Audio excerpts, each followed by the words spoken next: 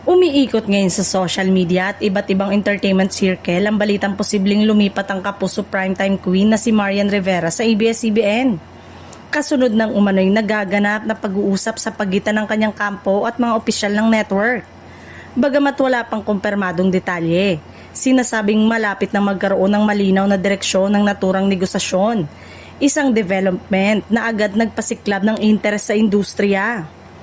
Sa kabila ng pananahimik ng magkabilang panig, marami ang nag-uugnay sa posibilidad na ito sa patuloy na pagpapalakas ng Kapamilya Network, lalo na sa larangan ng pelikula. Isang malinaw na halimbawa rito ang blockbuster film na Rewind na inilabas sa ilalim ng Star Cinema. Ang nasabing pelikula ay kinilalang highest grossing Filipino film of all time.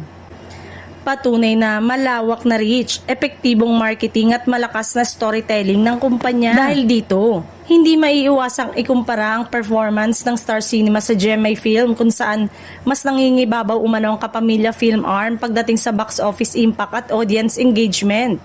Para sa ilang observers, ang ganitong track record ay maaaring maging malaking factor kung bakit posibleng ikonsidera ng isang artista tulad ni Marian Rivera ang pakikipag-collaborate sa ABS-CBN.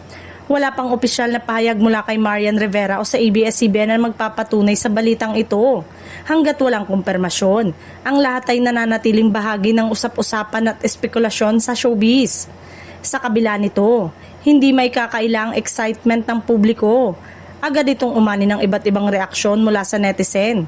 May mga natuwa at umaasang matutuloy ang posibilidad habang ang iba naman ay nananatiling maingat at naghihintay ng opisyal na anunsyo. Sa ngayon, patuloy na binabantayan ng marami ang susunod na hakbang sa isyong ito na maaaring magdulot ng malaking pagbabago sa landscape ng Philippine entertainment industry.